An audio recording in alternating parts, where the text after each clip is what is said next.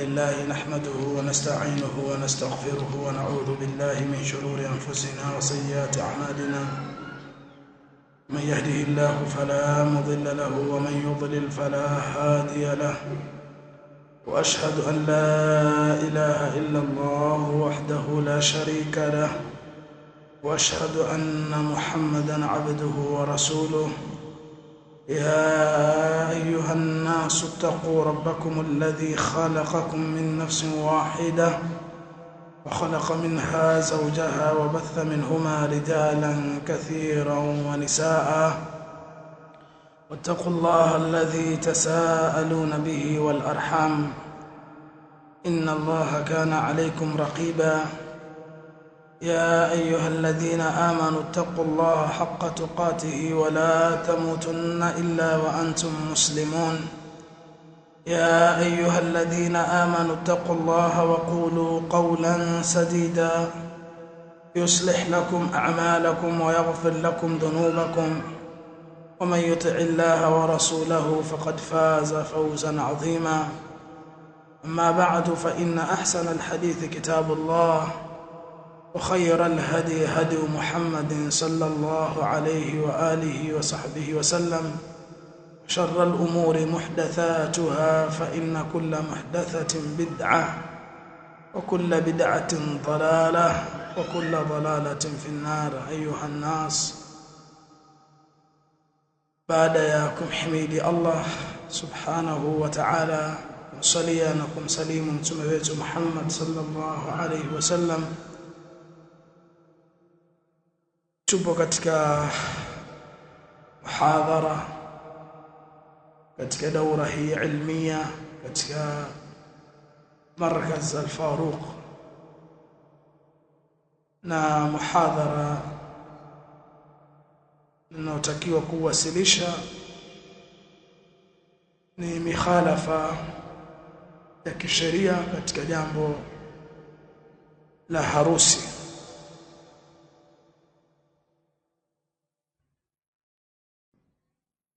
Uislamu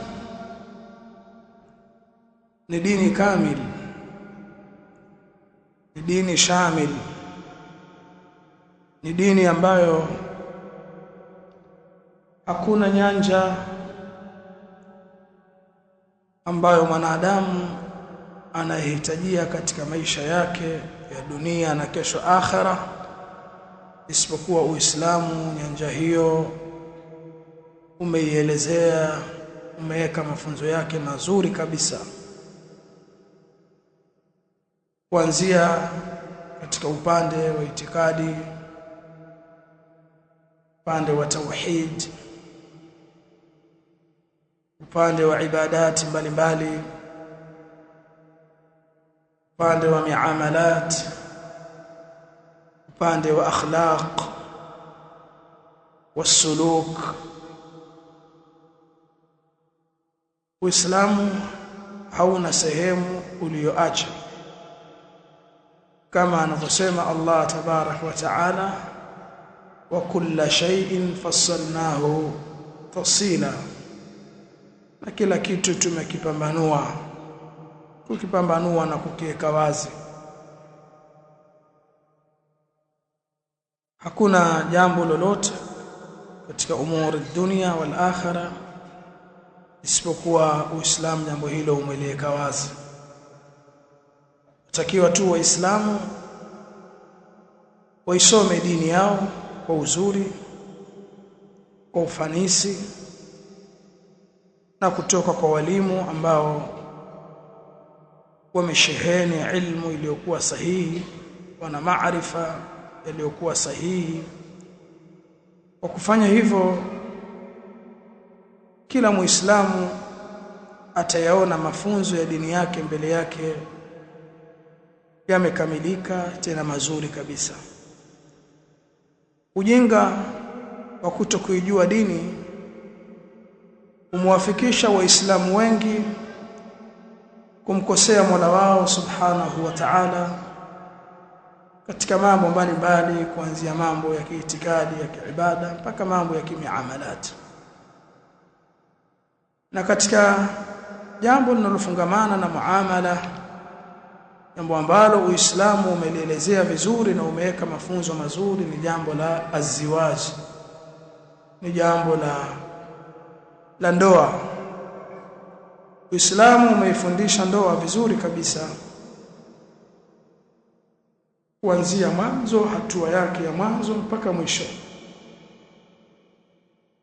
Kwa hivyo atakaye khalifu mafunzo sahihi katika mafunzo ya Uislamu yanafungamana na jambo la ndoa, ima ni kwa sababu ya ujinga, kwa sababu hakutaka kusoma dini, hakutaka kuuliza wanaojua kabla ya kuyaendea mambo, au ni kwa sababu ya hawa ya nafsi. Inawezekana watu wanafahamu kuwa mambo haya na kwenda kinyume na sheria ya Uislamu, lakini hawa utashi, matamanio ya nafsi kapelekea watu kumaasi Allah subhanahu wa ta'ala. Najua mtakuwa mmesoma katika masomo ambayo mmefundishwa katika semina. Nimeona kama vile kuna kitabu nikah kimesomeshwa. Kwa bila shaka jambo la ndoa na umuhimu wake na faida zake ni jambo bila shaka itakuwa limeelezwa na mmefahamu huko. Mimi nitakwenda bila ya kupoteza muda, kwa sababu muda wangu umeliwa. Muda wangu umechukuliwa mwingi sana, takriban lisaa zima limechukuliwa, na mlolichukua ni nyinyi pamoja na shekhe.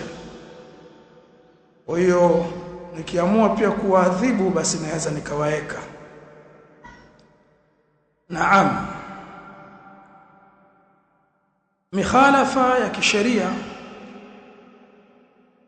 katika hafla za ziwaji au za harusi, tunakusudia ni yale mambo ambayo yanakwenda kinyume na sheria ya Kiislamu, mambo ambayo yanakwenda kinyume na sheria ya Uislamu, yanakhalifu mafunzo imma kutoka katika Qur'ani au Sunna, au kutoka katika Qur'ani na Sunna pamoja. Tukitazama jambo hili, tukilipima katika vipimo vya kisheria, basi jambo hili tunaona linakwenda kinyume na mafunzo ya Uislamu, huwa ni mukhalafa.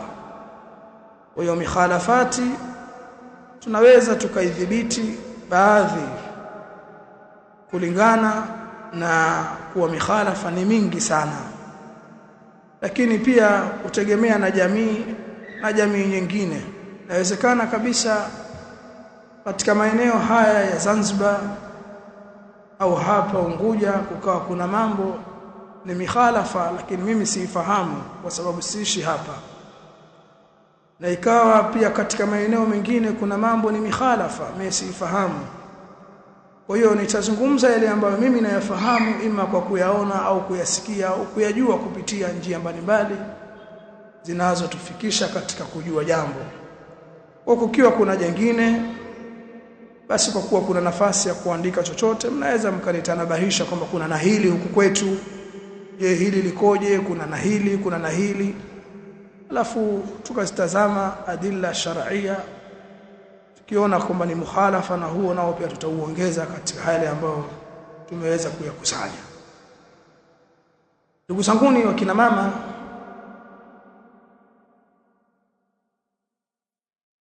Uislamu umeyafundisha mafunzo ya aziwaji, ya ndoa na zile hafla za ndoa, kuanzia jambo la mtu kuoa. Uislamu umewahimiza watu waoe, Uislamu umewahimiza watu waolewe, Uislamu umehimiza watu waoane. Aya ziko nyingi, wa ankihul ayama minkum wasalihina min ibadikum wa imaikum. Al-aya vile Allah tabaraka wa taala anasema, fankihu ma taba lakum minan nisa'i mathna wa thulatha wa ruba', fa in khiftum alla ta'dilu fawahida au ma malakat aymanukum dhalika adna alla ta'udu. Na aya nyingine mbalimbali ambazo zimehimiza jambo hili. Vile vile bwana Mtume sallallahu alayhi wasallam amehimiza pia, ya ma'shara ash-shabab man istata'a minkum alba'ata falyatazawwaj, enyi vijana, enyi shababu, yoyote ambaye ana uwezo wa kuliendea jambo la ndoa, kuanzia uwezo wa kukaa na mke na uwezo mwingine wa kushibisha mwanamke yale matamanio yake, basi aoe. Wallahu a'lamu, na kauli yenye nguvu katika hadithi hii ni uwezo ule wa kumhudumia mke, ndio ulokusudiwa, uwezo wa kumhudumia mke, kwa sababu bwana Mtume sallallahu alayhi wasallam mbele anasema faman lam yastat'if alayhi bisawm, yule mtu ambaye hakuweza, kwa maana hana uwezo, atakiwa afunge. Fa innahu lahu wija, kwani hiyo funga kwake yeye itamzuia na matamanio. Asli ya neno wija linatumika kwa kumuhasi mnyama, kama vile ng'ombe anahasiwa ili asiweze kupanda ng'ombe wengine majike, ndio asili ya kalima hii. Ukitazama siyaki ya hadithi, makusudio hasa ni yale maandalizi ya kuweza kuishi na mke, kuanzia kwa mimi nina shughuli au nina sababu hii, nina sehemu ya kumweka mke wangu, nina uwezo wa kumhudumia mke kwa kadiri ya Allah alivyonipa, basi mtu atakiwa aoe. Na kama hawezi afunge. Kwa nini afunge? Utaona kumbe muradi wa maneno haya bwana Mtume sallam ni ule uwezo wa kuishi na mke, sio tendo la ndoa, kwa sababu huyu anazingatiwa bado ana uwezo wa tendo la ndoa, ndio maana ambaye afunge. Kwa hiyo si matamanio tu yanomfanya mtu aoe, huku hana uwezo wa kuishi na mke. Kwa hiyo kama hana uwezo, masurufu, mauna ile gharama za kuishi na mke hawezi, hana asbabu za kimaumbile za kuweza kuishi na mke, basi huyo mtu afunge, ili yale matamanio yake ya kiwiliwili yaweze kupungua kwa yeye kufunga.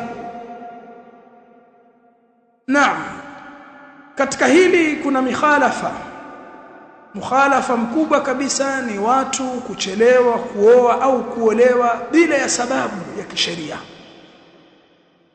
Utamkuta kijana ana uwezo mzuri kabisa wa kuweza kukodi nyumba, kukodi chumba, kuweza kujenga, mwingine ana nyumba na usafiri, tayari kashaajiriwa, tayari ana biashara, lakini kila siku yuko kwenye process, kila siku yuko katika process. Ukimuuliza bwana, ndo nipo katika michakato, anachakata tu, kila siku anachakata. Na kila siku anahangaika, mara ataka mwanamke wa Kiarabu, mara ataka mwanamke wa kihivi, mara ataka mwanamke wa Kipani, mara ataka mwanamke wa Kibara, mara ataka mwanamke wa hivi, mara ataka mwanamke wa vile, mara ataka mwanamke mrefu, nataka mwanamke huyu. Wanawake warefu wamejaa tele, lakini kila siku haoni. Mwisho wa mwanamke anamchora kwenye gazeti, kikaa naye anamchora hivi. Ndio vijana nasema anachora tu. Miaka inakwenda, kila siku wewe hujaoa bado, wasubiri nini? Acheka. Na hali ya kuwa ana matamanio na njia ya kisheria ya kutimiza matamanio yake kikamilifu ni kuoa. Na wakati mwingine mtu anafikia kumuasi Allah tabarak wa taala. Uwezo anao ule utajwa na bwana Mtume sallam, na huu uwezo ni kitu ambacho nisbi, ni amrun nisbiyun, inaweza tofautiana. Kuna baadhi ya miji mtu uwezo wake hauwezi kulingana na mtu mwingine katika mji mwingine. Huwezi kulinganisha uwezo ambao unatakiwa uwe nao katika nchi mfano za Kiarabu wa kuoa na uwezo ambao unatakiwa uwe nao wa kuoa katika nchi zetu. Wenzetu waweza kusikia mtu mpaka ndoa imekwisha ni milioni 50. Lile gauni tu analovaa mwanamke katika baadhi ya miji ya Kiarabu kiambua gharama yake ni milioni 12. Gauni tu, fustani hiyo ya usiku mmoja. Na kule kuna mila, wakati mwingine analazimishwa mume alete, kuna kitu kinaitwa ashabaka. Analeta yani ashabaka, ndani yake kuna gauni, kuna seti ya dhahabu ya mwanamke yote kuanzia shingo mpaka mikono mpaka miguuni. Alete hiki na hiki na hiki. Wakati mwingine kwa vile yeye ndo katika ndoa analazimishwa walima pia ugharamie. Kwa hiyo unakuta mtu kijana yupo. Mimi nimekutana na kijana rafiki yangu katika mji wa Riyadh pale mamlaka al-Arabia Saudia. Katika mazungumzo, bwana vipi ushaoa wewe? Mtu kashamaliza mpaka degree. Ananiambia mimi Abu Khawla sijaoa. lesh, kwa nini hujaoa? Naambia gharama kwetu ni kubwa sana, yani takalifu za ndoa kwetu akanipigia gharama ni milioni 60 ya Tanzania, gauni, ukumbi, vitu gani na hivi, mahari, seti nzima ya dhahabu ya mwanamke umvalisha, ni hela nyingi. Kwa anambia lazima nijipange, naweza nikafikia. Ndio maana mtu aweza kuta huko na miaka 30 hajaoa, yupo tu, lakini lazima uwe na nyumba au uwe na shuka au shaka, uwe na upande maalum wa kumweka mwanamke. Kama mnavyojua wenzetu hakuna mambo ya kuingiliana, nyumba ya kupanga huyu na huyu choo kimoja, hakuna biashara hizo. Kwa hiyo uwezo wa huyu kijana katika nchi hii unatofautiana na uwezo wa kijana mwingine katika nchi nyingine kama zetu. Kwa ndio nimesema uwezo ni amrun nisbiyun, ni jambo la tegemea na mahali. Lakini kuna mwingine hapa Tanzania, kuna mtu ambaye anataka kuoa Mombasa. Kuna aina ya wanawake ukitaka kuoa kule gharama zao ni kubwa. Kuna mtu anataka kuoa Zanzibar. Kuna aina ya wanawake Zanzibar kuoa gharama zao ni kubwa na masharti yao ni mengi. Na kuna mtu anataka kuoa labda Pwani, maeneo ya Tanga, ni tofauti na mtu mwingine atakwenda kuoa katika miji mingine. Kuna miji mingine huko mtu anataka kuoa uwe na ng'ombe 6, ng'ombe 7, ng'ombe 10. Na yeye ndo anaishi huko, na mwenyewe atakao aoe wanawake wa kwao, mfano kwa vile kuendana zile tabia na takalidi, inabidi ajipange mpaka atimize ng'ombe 10. Ng'ombe 10 ukiwagauza kwenye mali, kwenye hela, ni hela nyingi hizo. Awe ng'ombe ana thamani ya 500,000 tu, milioni 5 hiyo. Hapo mahari tu hiyo katakiwa. Kwa hiyo hili jambo la uwezo ni jambo la tegemea. Lakini kuna sehemu nyingine unakwenda leo, unamuona binti leo, wakutana na wazazi wakwambia sisi hatuna haja ya kukutia shughuli, wewe tafuta kitu fulani mpe huyu, tutakuoza sisi. Kuna watu wanaoa sahali. Mwingine anaambia mahari lete kitanda na godoro. Mwingine anaambia mimi nataka mahari 50,000. Mimi alhamdulillah mke wangu wa mwanzo Ummu Khawla Allah amrehemu amefariki, nimemwoa kwa 50,000 tu. Na tena pia akanambia 50,000 hiyo pia usinipe, utakuja kunipa tukiwa tuishi. Mimi sitaki hela, mimi nataka mume. Alhamdulillah ala kulli hal. Na angalizo sio kajajua nimeokota, nilikuwa nimeokota tu. Alikuwa labda kachoka, wanaweza kusema uliokota kachoka. Ameoa mtoto mdogo. So thayyib. Lakini hii hali inatofautiana miji na miji. Mwingine ana uwezo kukaa chumba kimoja tu cha kupanga na choo cha nje, choo hatua 100 nakwenda chooni, wako na uwezo. Wengine ataka choo iwe ni ndani self contained, ataka masters. Bwana mimi nipate master, nipate upande wangu. Masharti wengine yako mengi. Kwa hiyo mtu asikawie kuoa au kuolewa hali ya kuwa uwezo ameupata kulingana na ile jamii anaoishi, kulingana na mazingira yake. Hili ndio jambo la msingi. Kwa hiyo kukawia kuoa hali ya kuwa wewe unahitajia kuoa, kwa sababu hatusemi kuoa ni wajibu moja kwa moja. Kuoa ni wajibu ikiwa huwezi kuyatimiza matamanio yako bila ya kuoa, au huwezi kuyatimiza matamanio yako bila ya kupitia njia ya kisheria, utakuwa uoe. Vinginevyo utamuasi Allah kwa kuzini au kufanya masturbation, al-istimna. Utakuta kuna watu wakubwa kabisa hawajaoa lakini wanafanya istimna, wanazini, wengine wanakula kozi wanawake. Wakuta jitu zima la subiri usiku la funua mapazia ya vyumba. Nini? Ana matamanio, ana ghariza kubwa, lakini na hana sababu wakati mwingine za kuacha kuwa. Huu ni mukhalafa. Na upande wa pili ni upande wa wanawake. Kuna wanawake wanakawia kuolewa kwa sababu tu zisizokuwa za msingi, asoma. Na hasa nyinyi wanawake wa Kizanzibar. Sasa mimi siogopi kusema. Baadaye mtasema katusema. Sasa hivi watu wameingia katika sehemu ya dirasa kusoma. Ukienda ukipoza asoma. Wazazi wanakuja juu, asoma huyu asoma. Ngoja amalize masomo, ngoja amalize degree, ngoja kwanza. Au binti yuko tayari kuolewa, lakini wazazi wameingilia kati, hatumtaki huyu, hatumtaki yule. Jambo jambo mpaka lipite na bibi na shangazi, familia nzima itie saini kama mkataba vile, kila mtu atie saini aanguke, bibi shangazi, ndo ndoa itapita. Mtoto kampata mtu kampenda, yuko tayari amuoe, lakini kuna bibi au shangazi hataki. Baba atakwambia mimi sina neno bwana, lakini sasa hizi mila gani hizi? Wewe ndo wali, na wewe ndo umetakiwa ankihul ayama minkum wasalihin min ibadikum wa imaikum. Allah anawaambia mawali, waozesheni wajane wasiokuwa na wake na wasiokuwa na waume. Wewe wali ushapewa amri na Allah, lakini wewe wasema kuna shangazi. Hizi mila zipo hizi. Ili ndoa posa ikubaliwe mpaka ukoo mzima utie saini ukubali. Akikataa baba mdogo tu, yeye wali ambaye ndio baba mzazi haozi, kwa sababu baba mdogo kukataa, kakaangu bwana akasema hapana. Watu wanaingia katika mikhalafa ya kuchelewesha watoto kuolewa, au wao wenyewe watoto hawana sababu za msingi. Mimi nasoma, ngoja kwanza nipate kazi yangu, nipate hivi. Kwani kuna ukinzano baina ya kusoma na kuolewa? Mbona hapa mnasoma na hali ya kuwa mna waume? Au soma somo haya hapa, soma somo haya, mbona mnakuja na huku mna waume, huku mna watoto wanalia tuwasikia, na huku elimu inaingia?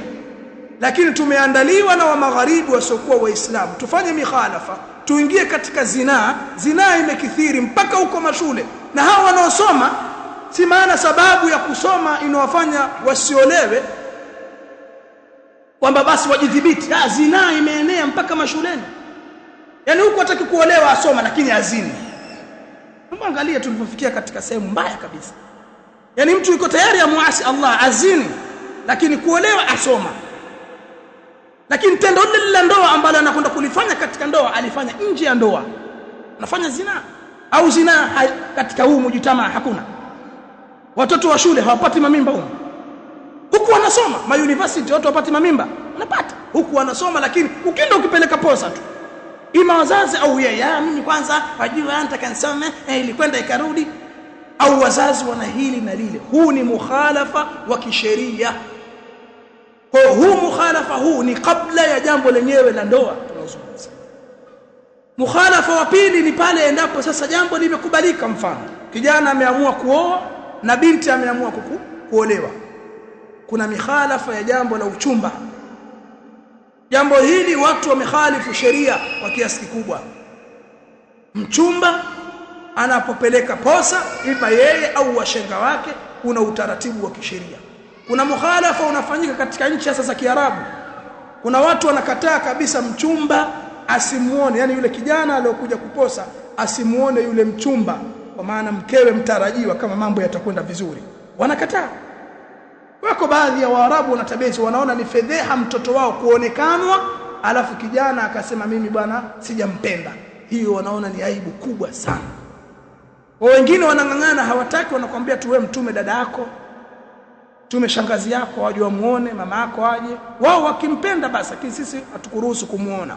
Huu ni mukhalafa wa kisheria, kwa sababu Uislamu umeruhusu mtu aliyokuja kuposa amtizame yule anayetaka kufanyaje, kumuoa. Andhur ma yad'uka ila nikahiha. Tume alisema nenda ukatazame kitacho kuvutia ufanyaje, kumuoa.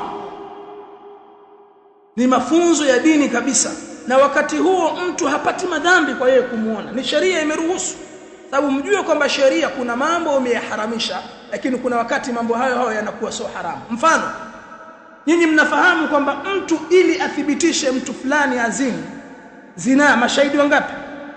4. Mashahidi hao wakiona tendo la nini? La ndoa. Kwa hiyo ikiwa mfano mtu amemuona mkewe au mtu amemuona mtu fulani anazini, ili apeleke ile kesi kwa kadhi akayorufaisha, atakiwa alete mashahidi wangapi? 4. Kwa mtu akakusanya kijana huyu, kijana yule, kijana yule, 4 waadilifu, wakaenda pale. Angalia pale wanafanyaje? Watu wanapata la ndoa, kuangalia asili yake ni haramu au sio haramu? Lakini pale umeruhusiwa, mtu anaona kabisa bwana yule. Tena sheria inasema kidoo kiingie kisimani, uone kidoo kinaingia kisimani. Nadhani nyinyi mmeelewa watu wazima. So walikuwa tu pale wamekaa kwenye kitanda. Hiyo sio zina. Sasa Uislamu unayavua baadhi ya mambo. Kwa huyu kijana kumuona yule binti ni sheria, na yeye binti akamuona kijana. Kama kijana amekaa pale na binti anapenda labda kijana mrefu, aweza kusema naomba asimame. Akisimama kimo chake hichi, mimi napenda hivi. Au bwana mbona kavaa kanzu kubwa, mwembamba au mnene huyu? Binti haruhusiwa pia naye, ili wakaishi kwa kutarajiwa kwa maisha haya yatakuwa ni maisha ya kudumu, kwa sababu wamependana. Sababu Mtume amesema hilo lapelekea kudumu ndoa yao, watu wawili kuonana wakaridhiana. Kwa hiyo huu mukhalafa nadhani kwetu sisi sio mwingi sana. Sisi tunaruhusiwa kuwaona wachumba. Lakini kuna baadhi ya mabinti sasa wanagoma kuonekana vizuri. Ndio hilo tatizo. Mtu anakwenda kuonekana afu kavaa niqabu. Kavaa majuba yote full na niqabu. Alafu hataki kufunua uso.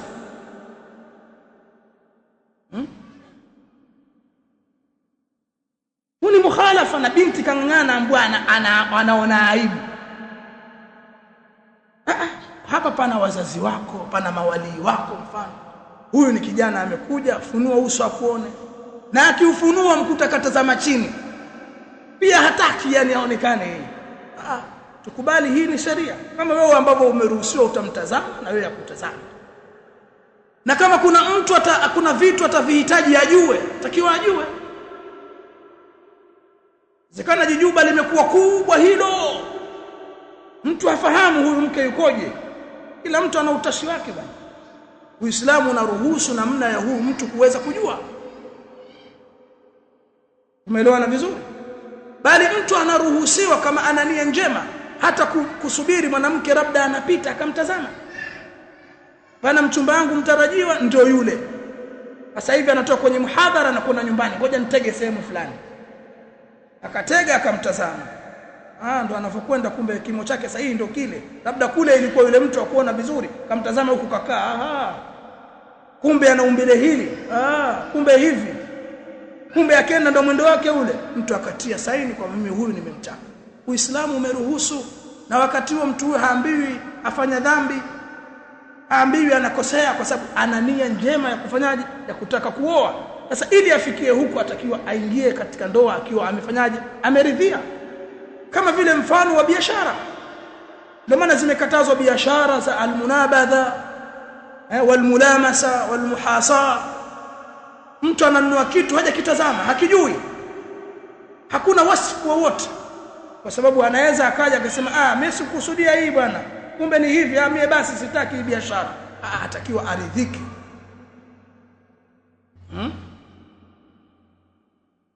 Tuko pamoja jamani?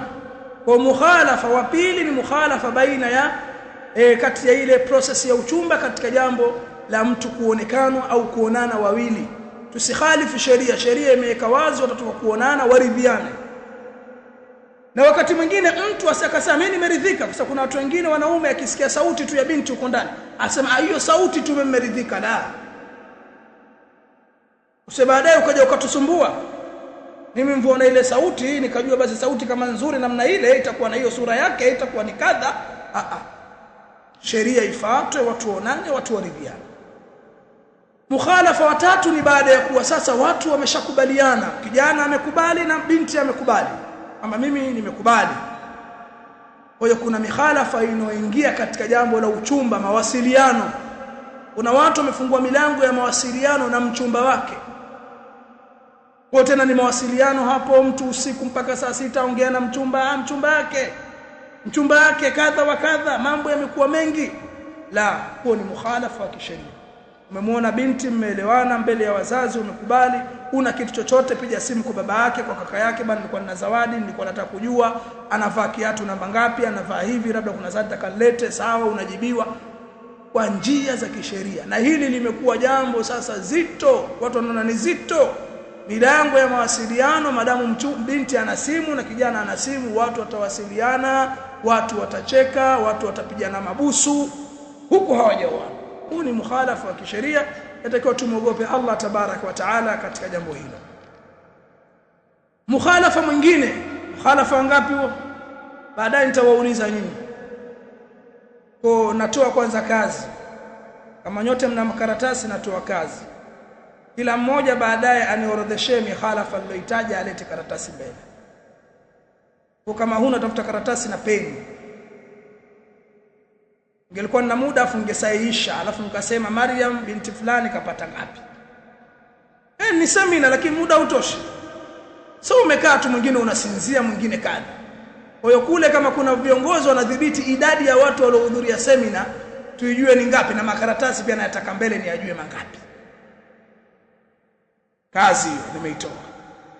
Mukhalafa huo ni mukhalafa katika process au hatua ya uchumba.